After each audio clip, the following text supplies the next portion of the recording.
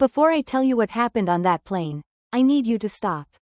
Stop scrolling. Stop whatever you are doing right now and stay right here, because what you are about to hear is the kind of story that gets under your skin and refuses to leave. A woman slapped a man across the face inside a private jet. At 30,000 feet in the air, in front of his armed guards. With her bare hand, open, deliberate, and so hard the sound cut clean through the hum of the jet engines. She did it with fire in her eyes. She did it like she had never once in her life been afraid of consequences. She did it like the two men standing behind him with weapons on their hips were simply furniture.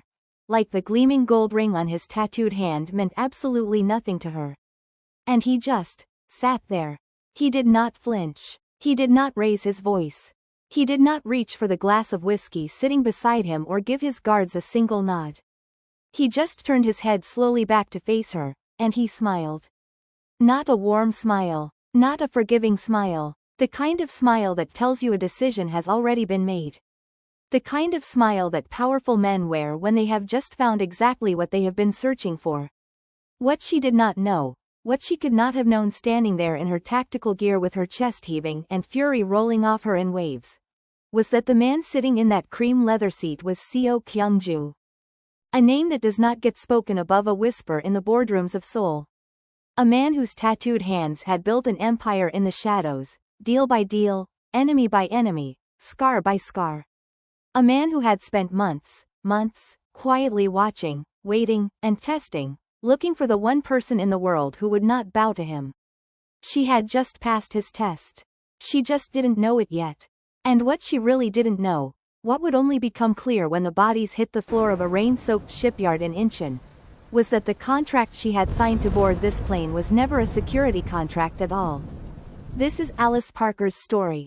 Every twist, every betrayal, every moment where the line between survival and surrender completely disappeared.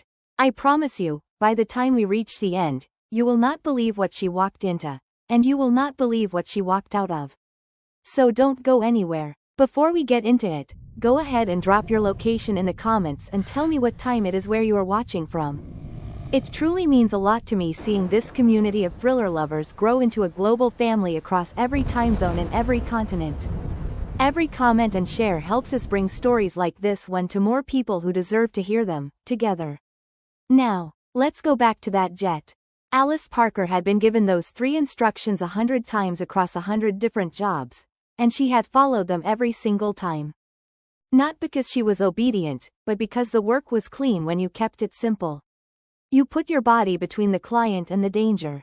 You got paid. You went home. You did not get involved, and you did not get emotional, and you absolutely did not let whatever you personally thought about the kind of man sitting across from you bleed into the way you did your job. She had protected corrupt politicians. She had stood guard outside hotel rooms for men she would not have spat on in the street. She had bitten her tongue so many times over the years that she was surprised it was still attached. But she had never, not once, been treated the way Seo Kyung-ju treated her in the first 40 minutes of that flight. It had started before they even reached altitude. He hadn't acknowledged her when she boarded. Hadn't looked up from the document in his hand when his head of security, a stone-faced man named Dae-young, introduced her by name and firm. She had stood there in full tactical gear, the black leather crop harness, the reinforced trousers, the utility belt she had spent 11 years earning the right to wear, and Kyung-ju had glanced at her the way you glance at a piece of luggage someone else has placed in your space. Briefly, with mild irritation, and then he looked back down. She told herself it was fine. Clients didn't have to like her. They just had to stay alive. For the next 30 minutes, she had positioned herself near the rear of the cabin, ran her standard visual sweep of every exit and vulnerability on the aircraft, catalogued each of the 4 guards by build and dominant hand, and settled into the professional stillness she had trained herself to maintain.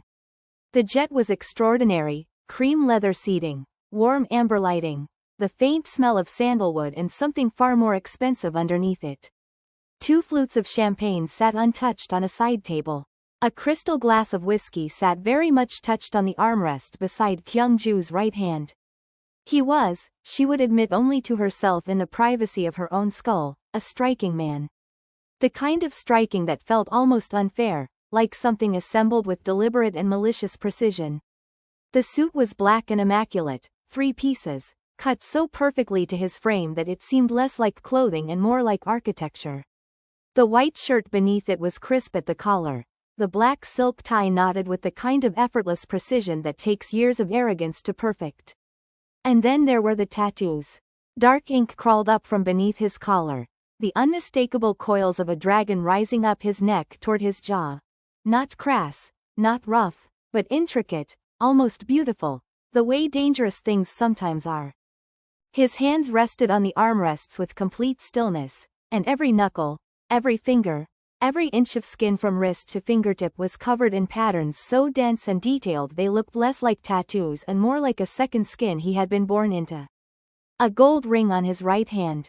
A luxury watch on his left wrist, the kind that costs more than most people's cars. And his face, composed, unreadable, carrying the specific, settled calm of a man who had never once in his adult life been in a situation he did not control. Alice hated him immediately, not with passion, with the cold, clear-eyed recognition of someone who had spent enough time around men like him to know exactly what she was looking at. The moment that changed everything happened without warning, the way the worst moments always do. One of her secondary team members, a young operative named Reeves, 26 years old, 3 years in the field, good instincts and a mouth he hadn't quite learned to manage yet, made a comment. It was quiet, intended only for Alice, something half-joking about the over-the-top luxury of the cabin, the kind of nervous chatter that green operatives use to manage the particular tension of high-profile close protection work. Alice had heard it, clocked it, and was already formulating the look that would shut it down quietly and professionally. She never got the chance. Dae-young, who had been standing closer than she realized, relayed something to Kyung-ju in Korean. Fast. Clipped. And Kyung-ju had responded, also in Korean, also fast, with something that made 2 of the 4 guards smirk. Alice's Korean was not perfect, but it was functional, built up over years of international security contracts, and she caught enough. Not all of it, enough. He had referred to her team as decorative. The specific word he used was closer to ornamental. He had said it the way you say something you do not bother to lower your voice for, because the thing you are describing is not important enough to be offended. Alice felt the heat start somewhere behind her sternum. She had been dismissed before. Underestimated before. She was a woman in a field that had spent decades making clear it did not particularly want her there, and she had won every argument against that position with her record, her discipline, and her silence. She knew how to absorb it. She had built an entire professional identity out of her ability to absorb it and keep moving. But there was something about the way he said it. The complete and total absence of any concern that she might have heard. The boredom in it. The casual, throwaway certainty that she and every person she had brought onto this plane were simply props in whatever production he was running. She crossed the cabin in 4 steps. She didn't plan it. That was the truth she would carry with her for a long time after. There was no decision made, no line crossed consciously, no moment where a rational part of her brain evaluated the situation and concluded that this was the correct course of action.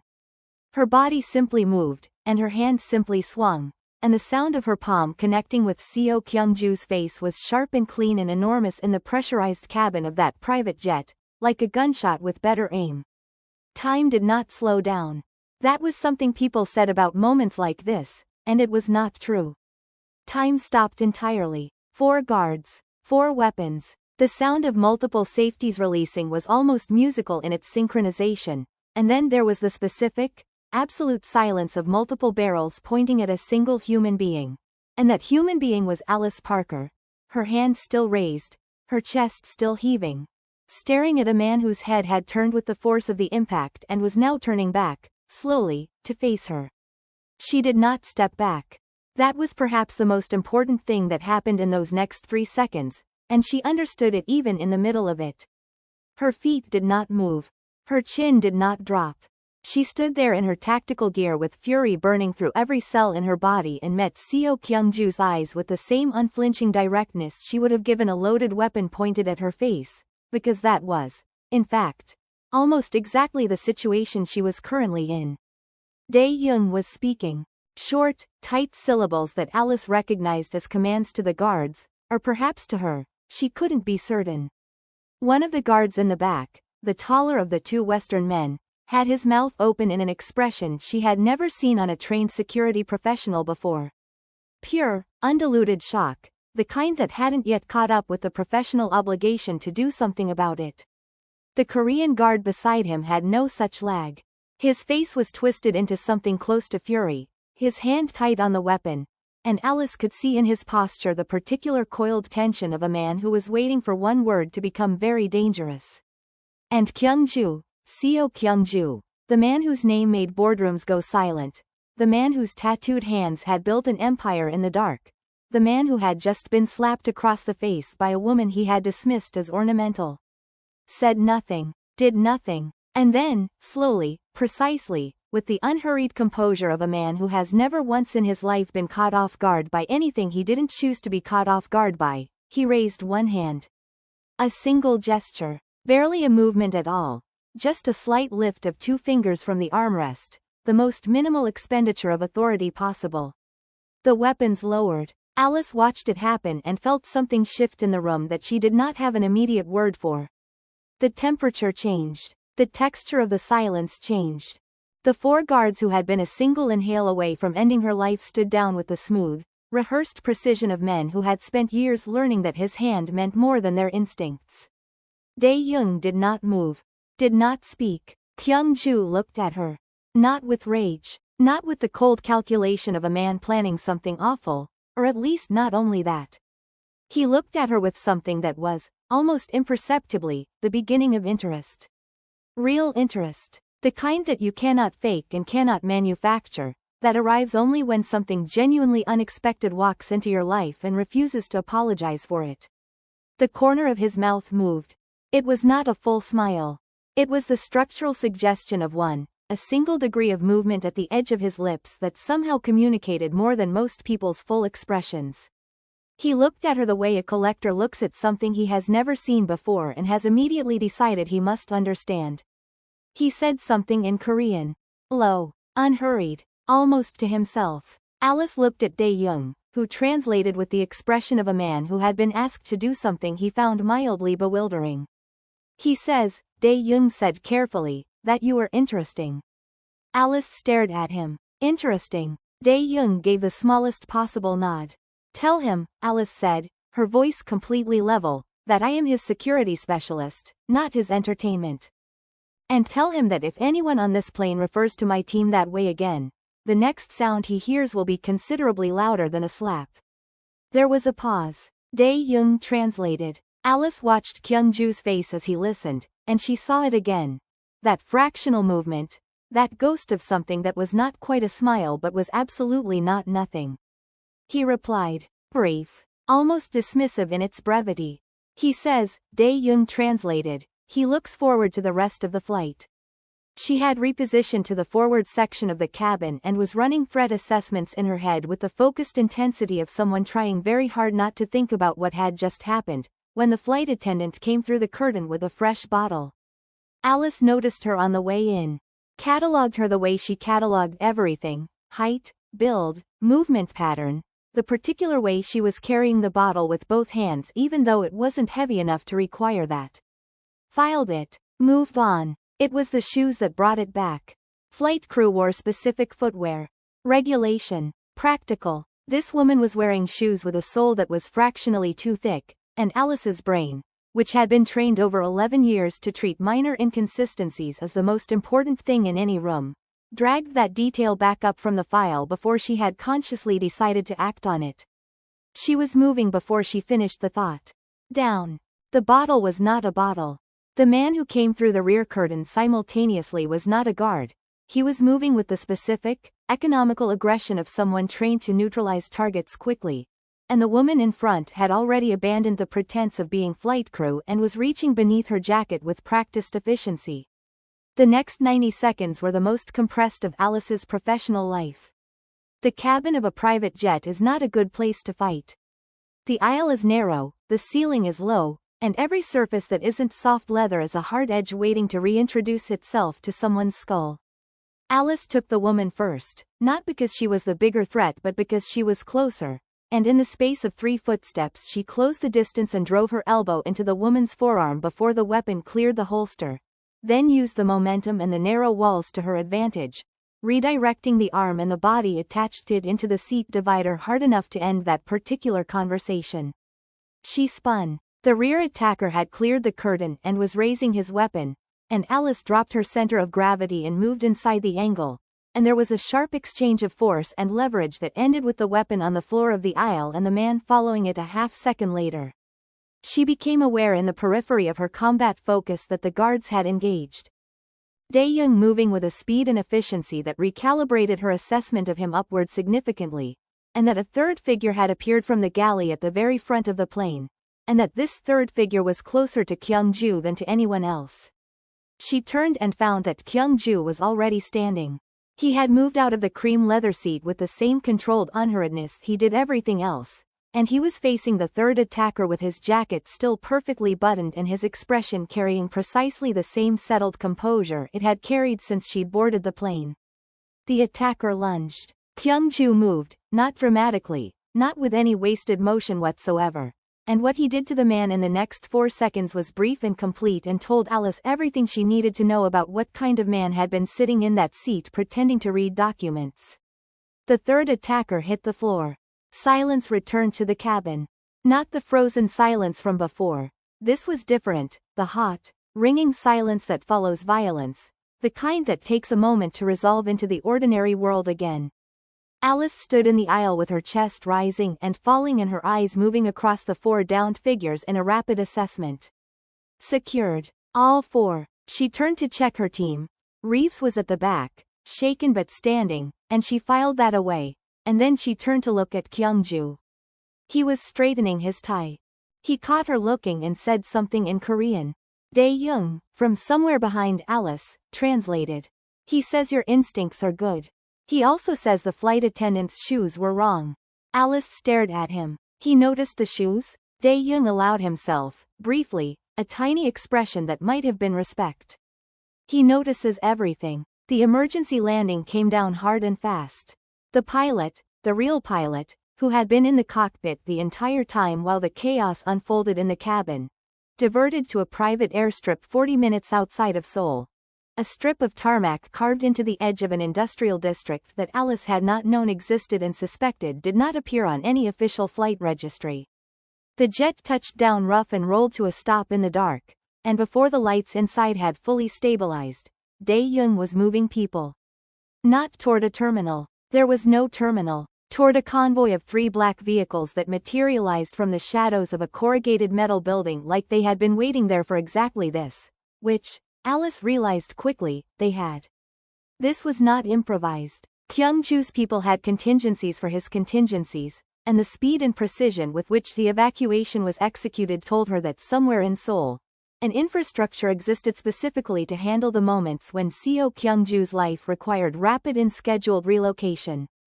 She grabbed Reeves by the arm as they moved down the jet stairs and told him, low and quick, to get in the second vehicle and stay there and under no circumstances use his phone until she told him otherwise. He looked at her with the expression of a man who had several questions and had correctly assessed that none of them were currently welcome. He got in the second vehicle. Alice got in the first.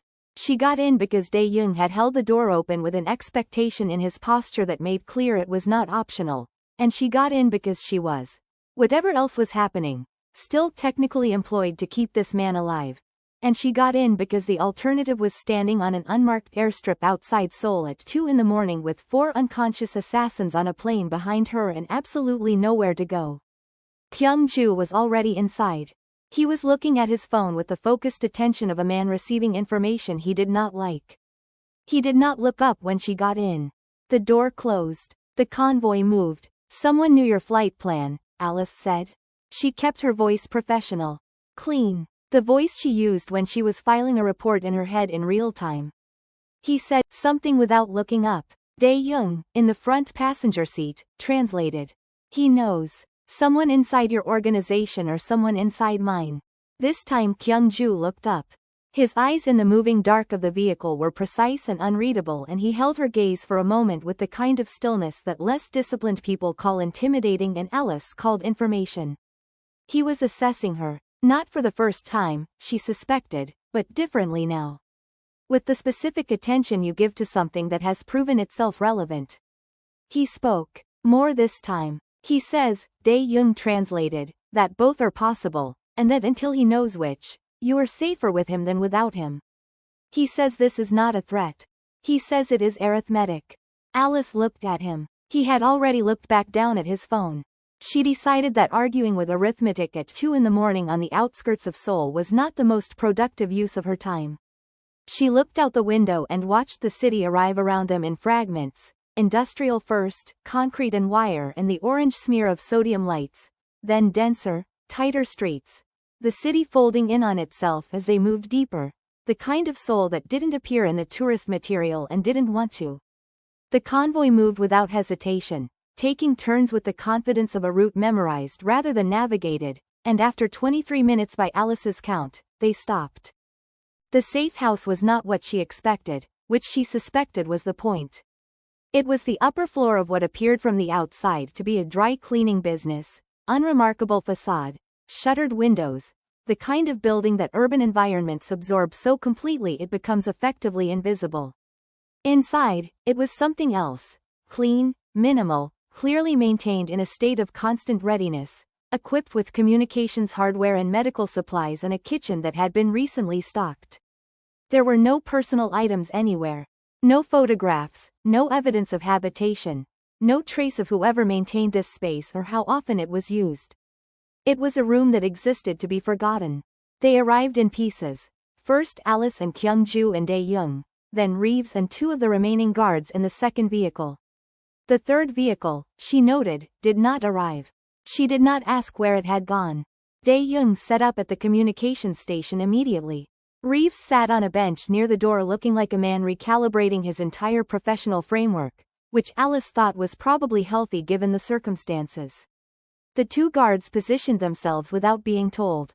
And Kyung-ju sat down. He sat at the kitchen table and he took off his jacket, the first time she had seen him remove a single piece of clothing since she'd boarded that plane. And he set it across the back of the chair with neat precision, and then he undid his cufflinks and rolled his sleeves up, and Alice, who was conducting a sweep of the room's entry points, stopped. The tattoos did not stop at his hands. She had known that, theoretically, the ink on his neck told you it was extensive. But with his sleeves rolled to the elbow, the full geography of it became visible.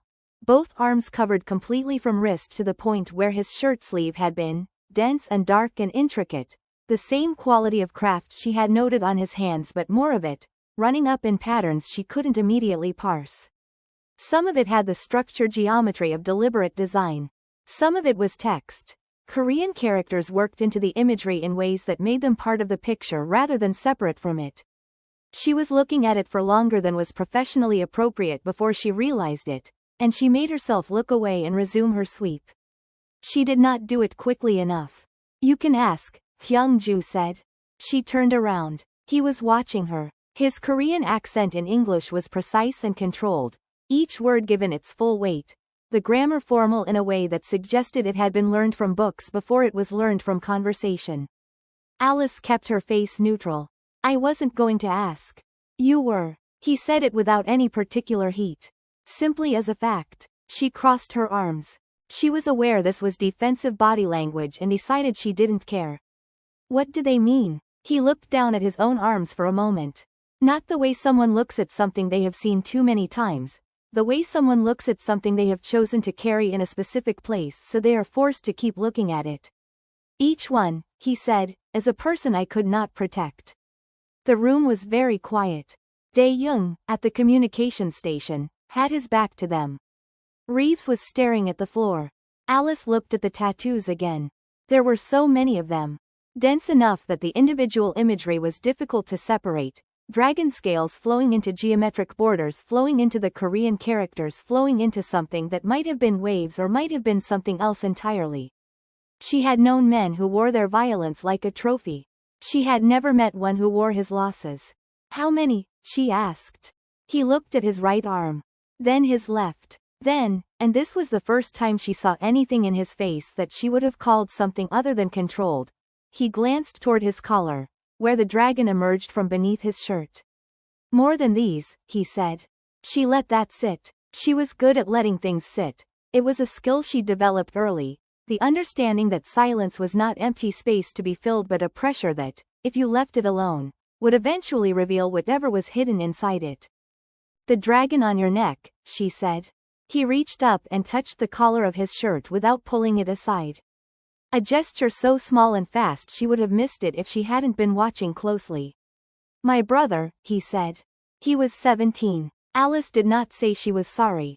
She had found over the years that sorry, however genuinely meant, had a way of landing in these moments as a door closing rather than opening. She said nothing, and she held his gaze, and she let him decide whether to continue or not. He continued. I built this organization, he said carefully, because the world that killed him operated without consequence. Men with money and power made decisions that ended the lives of people with neither, and they did it because nothing stopped them. I decided to become the thing that stopped them. He paused. I am aware this is not a morally clean story. Most true stories aren't, Alice said. He looked at her. That fractional thing happened at the corner of his mouth again.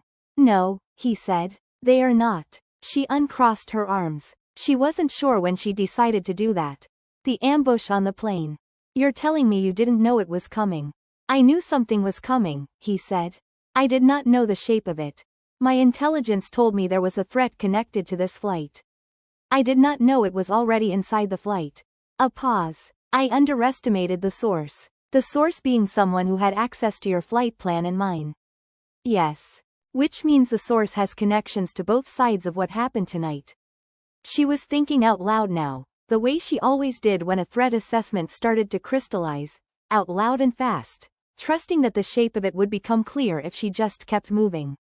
Someone inside your world and someone inside mine worked together to put us both on that plane in a situation where neither of us would walk away. He was watching her with attention so complete it was almost physical. That is my current assessment as well. So whoever planned this didn't just want you dead. She looked at him. They wanted me to be the one who couldn't stop it. Or, something shifted in her thinking and she felt it, the specific sensation of a piece turning and fitting. They wanted to make sure I was on that plane when it happened. Which means I wasn't incidental. I was part of it. The silence that followed was a different kind. Not empty. Full. Yes, Kyung-ju said. Alice looked at him for a long moment. She thought about Marcus Webb, who had called her into his office 3 weeks ago and handed her this contract with the calm authority of a man who had never once given her bad intelligence. Marcus, who had been her mentor for 9 years. Who had taught her how to read a room and trust her instincts and always identify the secondary angle on any situation. She thought about the specific way he had looked at her when he handed over the file. Something she had catalogued and dismissed at the time. Something that was not sitting quietly anymore. I need to make a call, she said. Kyung-ju held her gaze. Not yet, he said. Excuse me? If someone from your firm is involved, he said, they will be monitoring your communications. If you call now, you tell them you survived. You tell them you were with me. And you tell them we have begun to put the pieces together. He tilted his head slightly. You wait. You let them believe the ambush succeeded. And you use that window. Alice stared at him. She hated that he was right. She hated it with a specific and focused intensity that had nothing to do with him personally and everything to do with the fact that in 9 years of professional security work, she had never once been the person who needed to be told the right tactical play. How long? She said. Until we know more. He reached for the glass of water that Dae-young had placed on the table at some point and took a single measured sip. I have people working. By morning, I will have the financial trail. The money always talks. And until morning? He set the glass down. Looked at her with the full, steady attention that she was beginning to understand was simply the way he looked at things that had his complete interest. Until morning, he said, we are safe here. And you could sleep, if you are capable of trusting enough to do that. I don't trust you, Alice said immediately. No, he agreed. But you trust your own assessment of a room. And you have assessed this room. She had. Exits, sightlines, the guards' positions, the communications hardware, the building's structure and the street below. She had assessed it the moment she walked in with the thorough, automatic precision of someone who had been doing this for long enough that it happened below the level of conscious thought. She had assessed it, and she had found nothing that concerned her. Which was its own kind of information. She did not say that out loud. She moved to the window instead and looked down at the quiet street below. The dark storefronts, the distant sound of the city that never fully stopped, the particular texture of Seoul at 3 in the morning. And she let herself breathe for the first time since she'd crossed the cabin of that jet. Behind her, she heard Kyung-ju roll his sleeves back down. Heard the precise, unhurried sound of cufflinks being replaced. Heard him pick up his phone again, not the restless, anxious gesture of someone seeking distraction, but the focused movement of someone returning to work, the kind of work that did not stop because the hour was inconvenient. She thought about the dragon on his neck. The 17-year-old brother it represented. The weight of everything else that had been pressed into his skin, carried forward because the man wearing it had decided that forgetting was not something he was willing to do. She thought about the ambush. The shoes. The way he had moved when the third attacker came at him. Not trained the way security-trained people moved, with the standardized geometry of acquired technique, but with something older than that, something that had been learned at a cost she did not yet know the full accounting of. She thought about Marcus Webb and the particular expression on his face 3 weeks ago, and she let herself finally, properly look at what her instincts had been trying to show her since the moment she had walked onto that plane. She did not say any of this out loud. But she stood at the window of a safe house in a part of Seoul she had never been to, beside a man she had slapped at 30,000 feet, and she understood, with the cold, clear, unsentimental clarity that was the thing she trusted most about herself, that the story she had walked into on that plane was far larger and far more personal than any contract she had ever been handed. And that she was not walking away from it. Not yet. Not until she knew every piece of it. The city hummed below her in the dark.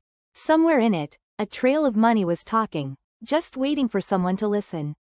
Morning was coming, and Alice Parker had never in her life been afraid of what the light would show her. She turned from the window, checked the room one more time with the practiced economy of long habit, and sat down. She did not sleep, but she was still, and in her particular line of work, that was close enough. Morning came in gray and quiet, the kind of Seoul dawn that doesn't announce itself so much as simply accumulate, light building slowly behind cloud cover until the darkness has retreated without you noticing exactly when it left. Alice had not slept. She had sat in the same chair for 4 hours with her back to the wall and her eyes moving at regular intervals across the room's entry points, running threat assessments and counter-assessments and working the problem the only way she knew how, methodically, without sentiment, stripping each variable down to what it actually was rather than what it appeared to be. By the time the gray light started pressing through the shuttered windows, she had a shape in her head. Not complete, not provable, but a shape. Kyung-ju had worked through the night as well. She had watched him without appearing to, the way she watched everything, peripherally, cataloging. He had made calls in low Korean she couldn't fully follow, received information on his phone that he read without visible reaction, and at some point around 4 in the morning had a quiet, extended conversation with Dae-young that ended with Dae-young nodding once and leaving the room. Whatever the conversation contained, it had shifted something in Kyung-ju's posture. Barely perceptibly, but she caught it. He knew something new, something he hadn't yet decided to share. She was still deciding how to approach that when her phone moved on the table in front of her. She had kept it powered down through the night on Kyung-ju's advisement, which she had agreed to with the specific, contained frustration of someone accepting correct tactical advice from an unexpected source. But Dae-young had come back an hour before dawn with a secondary device. A clean phone, untraceable, signal bounced through 3 relays. And it was this phone that moved now, the number on the screen one she recognized immediately. Marcus Webb, her mentor, the man who had handed her this contract. She looked at the phone for 3 full seconds. Felt Kyung-ju's attention shift across the room toward her without looking up from what he was doing. She picked it up. Parker. She kept her voice exactly as it always was. Flat, professional, the tone of a woman on a routine check-in. Alice. Marcus's voice was warm, the way it always was. Measured warmth, the kind that had taken her years to understand. He had manufactured the way a craftsman manufactures a tool, because it was useful. Thank God. I've been trying to reach you for hours. What happened on that flight? She listened to the concern in his voice and she felt something settle into place in her chest, like a key turning in a lock she had not known was there. We had a situation, she said carefully. Mid-flight. It got complicated. Are you safe? Where are you? Secure location. Client is with me. She paused for exactly the right length of time, not too long, not too short. The pause of someone shaken but functioning. Marcus, those crew members weren't legitimate. Someone accessed the flight manifest and swapped personnel. This was organized. A beat on his end. Brief enough that most people wouldn't have caught it. She caught it. That's deeply concerning, he said. I'm going to need you to bring the client in, Alice. We have a secure facility in Marcus. She said his name quietly. Who else had access to the flight plan before I boarded? Silence. Different from the beat before, longer, and beneath it a quality she recognized as the particular silence of someone recalibrating, reassessing what they were dealing with, deciding on the next move. That's a strange question, he said. Still warm, still measured, but the warmth had a different texture now, like paint over something that wasn't dry. It's the right question, she said. Because whoever planned the ambush knew the crew rotation, the seating configuration, and the exact window when we'd be at altitude and out of range of any immediate response. That's not publicly available information, Marcus. That's operational information, the kind that lives inside our firm. Another silence. And in that silence, 9 years of working beside this man arranged themselves into a new configuration in her head. Every job he had assigned her, every client she had protected, every time he had given her intelligence that turned out to be precisely accurate in ways that had seemed like his skill but now felt like something else entirely. Control. The specific, long-game control of someone managing an asset. Alice. Don't, she said, not unkindly, with the complete, level steadiness of someone who has already finished grieving the thing they are about to name. I was the job, wasn't I? Not the protection contract. Me. You put me on that plane to be delivered. The silence this time was answer enough. When Marcus spoke again, the warmth was gone. What was left underneath it was clean and cold and almost, in its own way, a relief. The honest face of a thing that had been pretending to be something else for a very long time. You're exceptional at what you do, Alice. You have been from the beginning. That's not a lie. When a debt needs to be settled in this world, you use the best currency available. I am sorry it was you. Who does he owe? She said. The rival syndicate? The people who want him removed, Marcus said. They needed someone he couldn't read. Someone who could get close. You were. A pause, and she heard in it something that might have been, in a different version of this man, genuine regret. You were the only one I had who was good enough to actually do it. If it had been anyone else, he would have known immediately. So I was either the executioner, Alice said, or if I failed, the leverage. Yes. She looked across the room. Kyung-ju was watching her now with undisguised attention. He had put the phone down and was simply watching, still, fully present in the way he was fully present with everything that had his interest, and she held his gaze for a moment that was not quite communication and not quite something else but existed somewhere in between. You taught me, she said to Marcus, that the secondary angle is always the most important one. She let that sit for exactly a moment. I found the secondary angle, Marcus. She ended the call, set the phone down on the table with a precise, unhurried movement that she was aware was a piece of performance. Not for Marcus, who could no longer see her, but for herself. The controlled movement of a woman who was not falling apart, who had taken the thing she had just learned and filed it in the correct place, who was already moving forward. She looked at Kyung-ju. You knew, she said. Not an accusation. A statement of fact, because she was done with anything that wasn't exact at this particular moment. You knew my firm was involved before we landed. I suspected, he said. I confirmed it at approximately 4 this morning. And you didn't tell me. You needed to hear it from him. His voice was completely level. I could have told you what my intelligence suggested. It would have been information. Hearing it from his own voice, he paused, choosing the word, that is knowledge. The kind you do not talk yourself out of at 3 in the morning when doubt comes back.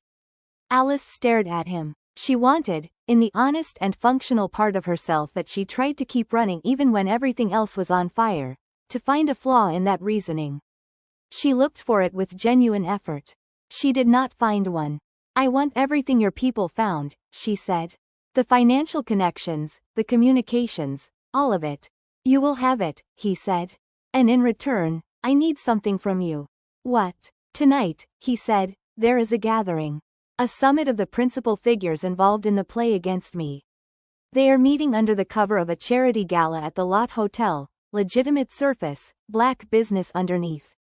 I need someone inside who they have not seen before. Someone who reads rooms the way you read rooms. He held her gaze. They know my people. They do not know you. Alice was quiet for a moment. You want me to walk into a room full of people who just tried to have me killed. I want you to walk into a room full of people who believe you are already dead, he said. There is a significant difference. She thought about Marcus. About 9 years. About the particular, specific weight of understanding that the person who taught you to see clearly was the reason you needed to see clearly right now. She thought about the contract she had signed, the one she had read in full, or had believed she read in full, and made a mental note that she would be examining that document with a great deal more attention before any of this was finished. I'll need a cover, she said. Prepared. And something to wear that isn't tactical gear. The ghost of the almost smile. Also prepared. The dress was the color of deep water, not quite black, not quite navy, a shade that existed at the precise border between the two and shifted depending on the light. Silk, cut with the kind of restraint that made it more dangerous than something overtly dramatic, structured at the shoulders and fluid everywhere else. It fit as though it had been made for her, which she suspected, with a cold appreciation for the operational thoroughness this implied, that it had.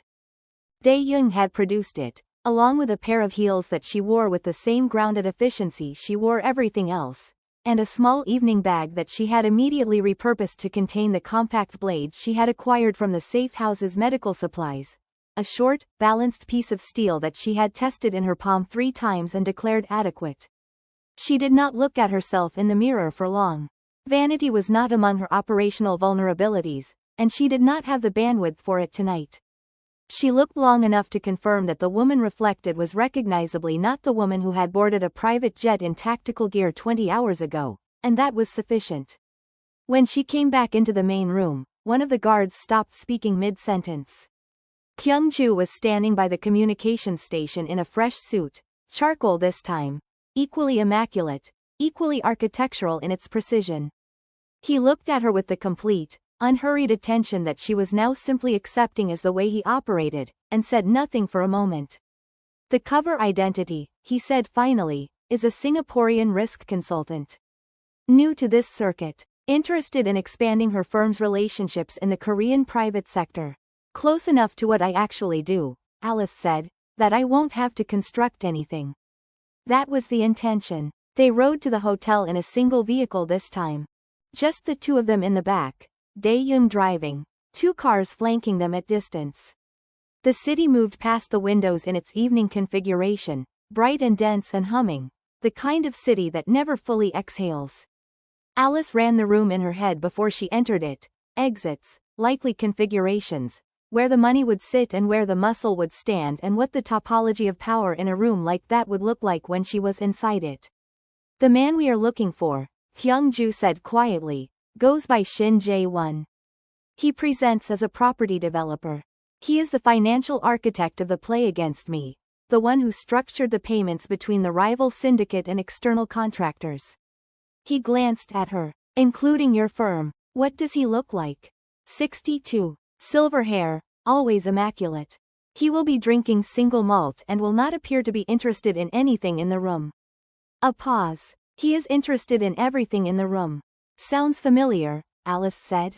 A beat. Yes, Kyung-ju said. I suppose it does. The gala was everything the surface of that world always was. Luminous and curated and shot through with a specific kind of elegance that cost so much it looped back around into something almost austere. The ballroom of the Lot was full and bright, formal wear and champagne and the ambient murmur of people performing versions of themselves they had carefully constructed for exactly this environment.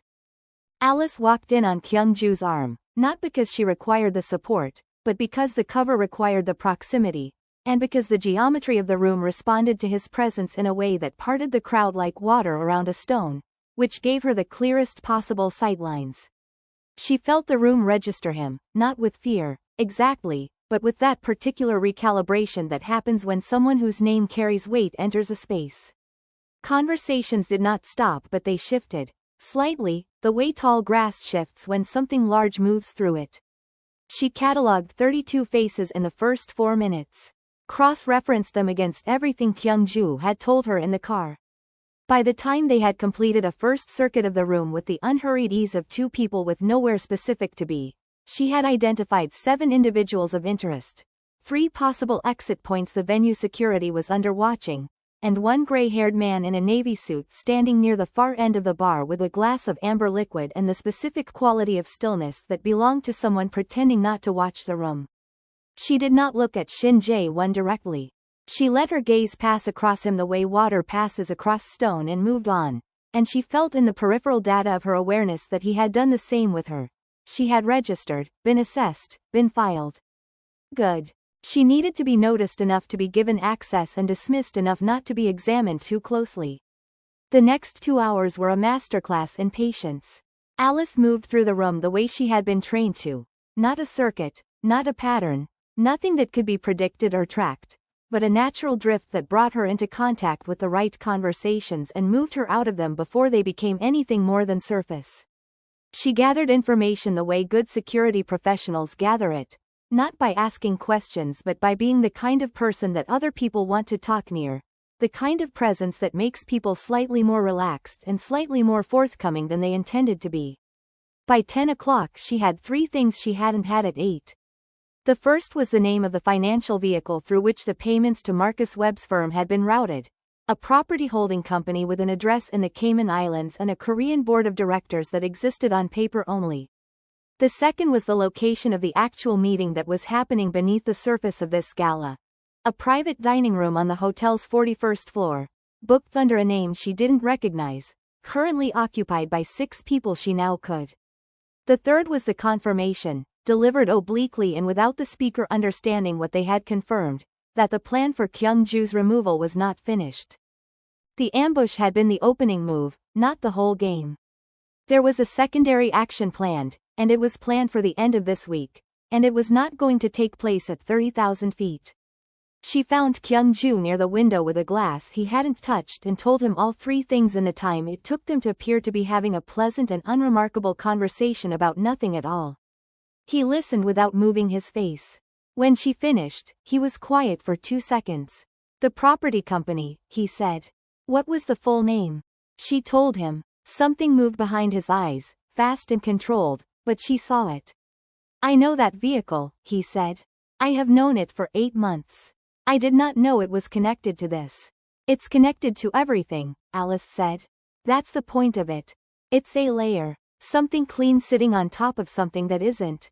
She looked at him directly. Shin built a structure. Multiple parties, multiple payment routes, all of it insulated from each other so that if any one piece was exposed, none of the others were visible. Until now. Until now, she agreed. But we can't prove it yet. Not in any way that matters.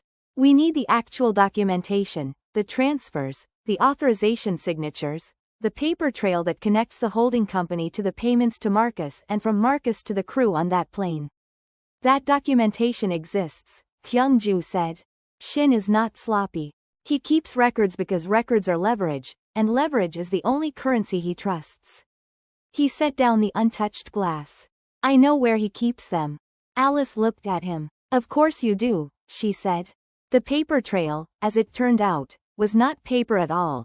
It was 47 gigabytes of encrypted financial data stored on a private server maintained by a shell company subsidiary operating out of an office building in Yeouido, the financial district, and the only reason Kyungju knew about it was because Shin Jae-won had made the architectural mistake, 8 months ago, of using a digital infrastructure consultant who owed Kyungju a different kind of debt entirely.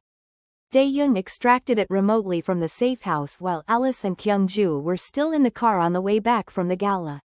By the time they arrived, he had 3 monitors running with data organized into what was, Alice had to admit, an impressive rapid sort of the most operationally relevant material. She sat down and worked. This was the part of her skill set that the job description never fully captured, not the combat training, not the threat assessment, not the close protection instincts. But this, the ability to sit in front of a wall of financial and communications data and find the thread, the specific thread out of hundreds, that when pulled would bring the whole structure down. She had a mind for it that she had never fully explained to anyone, a pattern recognition capability that operated below the level of conscious analysis and produced conclusions she then worked backward from to verify. She found the thread in 40 minutes. It was a series of wire transfers, 19 of them, spread across 11 months, routed through 4 different holding companies before they arrived at their destinations. On the surface, they looked like legitimate property investment transactions. The amounts were reasonable, the documentation was solid, and the paper companies involved all had clean registered histories. The tell was the timing. Each transfer had been initiated within 72 hours of a specific event, a court ruling in an organized crime case, a police raid on a competitor's operation, a regulatory decision affecting Kyung-ju's legitimate business interests. 19 transfers, 19 events, 72-hour windows, and the events and the timing correlated with a precision that could not be coincidence because coincidence did not have this level of punctuality. Someone was paying for intelligence, Alice said. Or paying for outcomes. Probably both. She pointed at the monitor. These 4 here, these correspond to the dates of the 3 court cases that went against your Busan operation last year. Kyung-ju was standing behind her. He leaned forward and looked at the dates for a long moment. I lost 12 million in assets from those rulings, he said quietly. And 2 men who went to prison on charges that were, a pause, selectively prosecuted. Shin funded the selective prosecution, Alice said. And Marcus's firm provided the intelligence that made the cases viable. They've been working together for at least a year before tonight. She leaned back. The ambush on the plane wasn't improvised. It was the final piece of a campaign they've been running for over a year. They built the legal pressure, the financial pressure, and then when they thought you were sufficiently weakened, they moved to close it out. She looked up at him. They underestimated how much of you was left, she said. He held her gaze and said nothing, and in the silence she heard everything he didn't say. The weight of the year it had been. The losses she was now looking at in documentary form. The specific endurance of a man who had absorbed blow after blow from an enemy he couldn't see clearly and had kept standing anyway. We need to move on this tomorrow, she said. Tonight they still think the ambush succeeded. Tomorrow they'll start checking, and when they find out it didn't. Tomorrow they will accelerate the secondary action, Kyung-ju said. Yes. Which means we have 1 window. She looked at the data. Then at him. Where does Shin feel safest? A pause. The Incheon shipyard, he said. He owns it through a subsidiary. He uses it for the operations he considers most private. He will not feel threatened there, it is his ground. Then that's where this ends, Alice said. On his ground. Before he knows we're coming. Kyung-ju looked at her for a long moment. You understand what that means, he said. It will not be a conversation. I know what it means, she said. I stopped pretending tonight was a protection contract about 12 hours ago. The rain came in from the Yellow Sea sometime after midnight and by the time they reached Incheon it had turned the world grey and slick. The shipyard rising from the waterfront in enormous dark shapes, cranes and containers and the angular silhouettes of warehouses. Everything wet and heavy and smelling of salt water and diesel.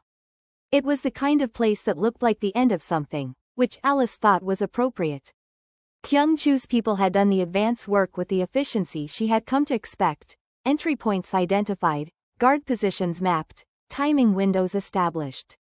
There were 14 of Shin's men on site and a secondary contingent she was told to expect from the rival syndicate, which brought the total opposition to somewhere between 20 and 25. Kyung-ju had brought 9. Alice made 10.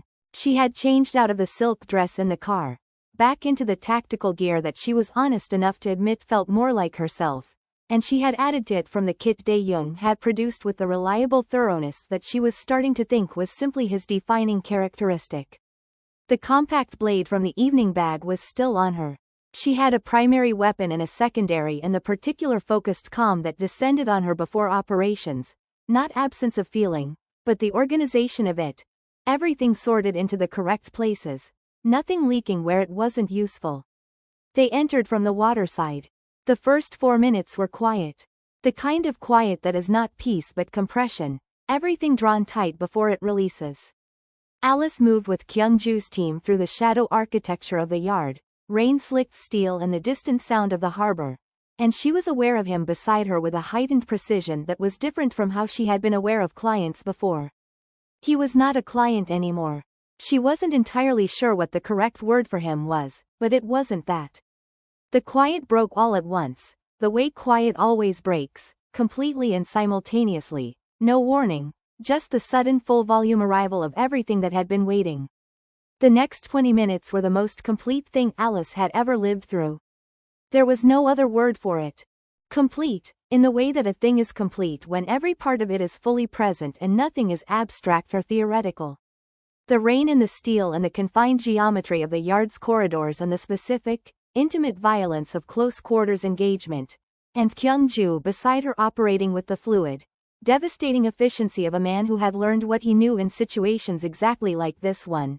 And the two of them moving through it with a synchrony she had not anticipated and could not fully explain, not trained together, had never run an operation together, and yet there was a coherence to it, a back-and-forth reading of each other's positioning and intention that felt less like coordination and more like a conversation they had been having for longer than they'd been in this shipyard. She registered the shot before she processed it, the sound and the movement in her peripheral vision, and Kyungju going down on one knee with a controlled descent that told her immediately it was not catastrophic but also not nothing. She closed the distance in 3 steps and put herself between him and the elevated position the shot had come from and returned fire with the precise, economical aim of someone who does not waste anything when everything costs something, and the elevated position went quiet. Then she turned. He had a hand pressed to his left side, below the ribs. The suit was dark enough that she couldn't see how much blood there was, but she could see in the set of his jaw the specific, managed tension of a man calibrating his own damage and deciding what he can still afford to do. "How bad?" she said. "Manageable," he said. "That's not an answer." "It is," he said, "the answer I have available." He started to rise. She put a hand on his shoulder, not to push him down but to be a counterforce for him to push against, which was different, and which he accepted without comment, coming to his feet with the same controlled deliberateness he did everything. From the far end of the warehouse, she heard Dae-young's voice, 2 words in Korean that she caught the meaning of from tone alone before the translation arrived in her head. Shin Jae-won. Found. She looked at Kyungju. He looked at her. Together, he said. They went. What happened in the next 3 minutes was between them and the rain-grey interior of a Incheon warehouse, and she would not revisit it in detail afterward, not because it was something she was ashamed of, but because some things are only fully understood in the moment they happen and lose something essential in the retelling. What she would remember was the moment it was finished, and the specific silence that followed, and Kyungju standing beside her in the rain that had found its way through a gap in the warehouse roof, his hand still pressed to his side, looking at the end of something that had cost him more tea. Then tonight, she had the last bullet in her weapon when Dae-young had come through the door behind them with the remainder of the team, and she had used it to close a play on Kyungju's blindside that he hadn't seen coming, and she had done it without hesitation, without calculation, with the complete and immediate certainty of someone who has stopped asking themselves whose side they are on. He had seen her do it. He had looked at her afterward with an expression she had not seen on his face before, not the almost smile, not the cold assessment, not the controlled blankness he wore like armor. Something underneath all of that. Something that had not had occasion to surface before now. He didn't say anything. She didn't either. The rain kept coming. 3 days later, Seoul had the particular quality of a city that has resumed its ordinary business without knowing that something fundamental had shifted beneath it. The sun was out. The Han River caught the light and threw it back in pieces. Alice was sitting in a room she did not recognize when she had first arrived and now knew as well as any room she had ever occupied. The same safe house kitchen table, the same clean, characterless space. Reading through the document that Dae-young had placed in front of her 40 minutes ago with the expression of a man delivering something he had been asked to deliver and had some private feelings about. She had been reading it for 40 minutes. It was comprehensive, detailed, structured with a legal precision that she was impressed by despite herself, and she had spent the first 20 minutes reading it as the security contract she had originally believed it to be, noting its thoroughness, before she hit the section on page 11 that was written in a different register entirely. A register that was significantly more personal. A register that, under Korean law, constituted a binding agreement of a nature that had nothing whatsoever to do with close protection services. Kyung-ju came in while she was reading page 14. He sat down across from her. He was moving more carefully than usual. The wound was managed, treated by a physician who Alice suspected was on his informal payroll and had no interest in filing any kind of report about it, and he would be fine. But the care in his movement was visible to her now in a way that she suspected it would always be visible to her from this point forward, and she noted that with the neutral, precise attention she gave to all information that arrived whether she had requested it or not. She set the document down on the table and looked at him. The security contract, she said, is not a security contract. No, he said. Under Korean law, what I signed on board that flight constitutes a formal pre-nuptial agreement. Yes. Which you presented to me as employment documentation. Yes. She looked at him. He looked at her. The morning light came through the window and sat on the table between them and neither of them moved. You were scouting me, she said. Before the contract. Before the flight. 7 months, he said. I had my people watch 43 candidates across 11 countries over the course of a year. He said it plainly, without apology, with the directness she had come to understand was the register he used for things he considered important. I was not looking for someone to protect me. I have people for that. I was looking for someone I could not predict. Someone who would enter my world and refuse to become a version of it. A pause. Someone who, if necessary, would slap me in the face in front of 4 armed men and not move their feet. Alice was quiet for a long time.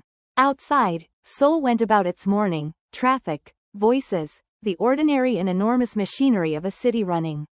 In here, the light sat on the table and Kyung-ju sat across from it and she sat across from him, and she thought about everything that had brought her to this particular moment in this particular kitchen with this particular document on the table between them. She thought about Marcus, who was currently the subject of an investigation being conducted by people she trusted more than she trusted him. The paper trail Dae-young had assembled delivered to the right hands in a way that would hold, that would cost him the kind of consequences that were commensurate with what he had done. She thought about Shin Jae-won and the Incheon warehouse and the rain. She thought about a 17-year-old boy represented by a dragon on the neck of a man who had built an empire around the refusal to forget. She thought about the last bullet, and where she had chosen to put it, and how the choice had not felt like a choice at all, had felt like the most natural and necessary thing she had ever done. She looked at the document. Then at him. You baited me into slapping you, she said. I created a circumstance in which your character expressed itself, he said. Whether it expressed itself in that particular way was entirely your decision. That is, she said, a remarkably fine distinction. I am, he said, a remarkably precise person. She looked at him for a long time. She was looking at the tattoos on his hands where they rested on the table, at the dragon just visible at his collar, at the face that she had learned to read in the compressed and brutal intimacy of the past several days. A face that was, she now understood, a great deal more legible to her than it appeared to anyone else in the world, possibly including the man wearing it. If I walk away from this, she said slowly, I walk away from my firm, from the life I built, from every professional structure I have spent 11 years constructing. Yes, he said, and if I stay, you become, he said, the only person in my world who has ever told me the truth without being afraid of what I would do with it. He held her gaze with the full, complete, unguarded attention that she understood, now, was the rarest thing he was capable of offering. You would not be mine, Alice. That is not what I am proposing. I am proposing that we are each other's. There is a significant difference. She thought about what he had said in this room, 3 days ago, in the dark, about the world that had killed his brother. About becoming the thing that stops the thing that operates without consequence. She thought about what she had said back. Most true stories aren't morally clean. She looked at the document on the table. I have conditions, she said. I expected them, he said. I have a list prepared.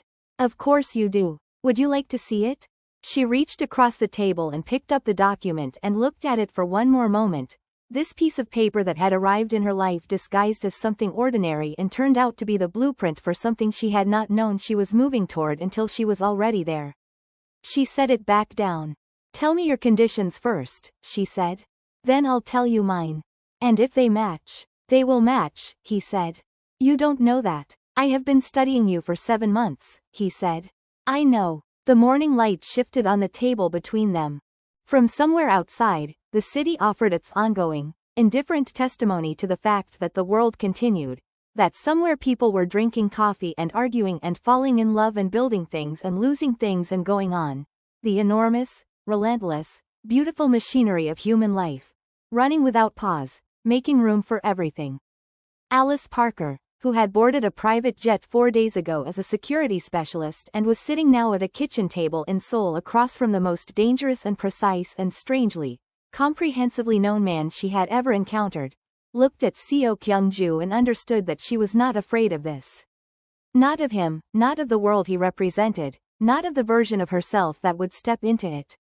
She was, if she was honest, and she had decided, somewhere in the past 4 days, to be more honest than she had allowed herself to be in a very long time, the opposite of afraid. Start talking, she said. He did. And outside, Seoul held them both, and the light continued to move, and somewhere in the city, a new configuration of power was arranging itself without knowing yet what shape it was taking. Without knowing that at the center of it was a woman who had never once in her life moved her feet, and a man who had spent 7 months looking for exactly her. The throne, as it turned out, had been empty for a long time. It was waiting for someone who didn't want it. Which is, always, exactly who it should go to. Before you go, think about this for a second. What would you have done, if you were in that situation? Would you have made the same choices, or taken a completely different path? Because every story we tell here isn't just a story, it's a question. And the real answer, is always you. Welcome to Untold Seoul. African stories where cultures collide, power shifts, and nothing is ever as simple as it looks. Now I want to hear from you again. Drop your location in the comments and tell me what time it is where you're watching from. This is more than a channel, it's a global community, and I see every single one of you. If you felt something from this story, even for a moment, like the video, subscribe to the channel, and hit the bell so you never miss what's coming next. Because the next story could challenge everything you think you know. Until then, stay aware, stay curious, and remember there's always more beneath the surface.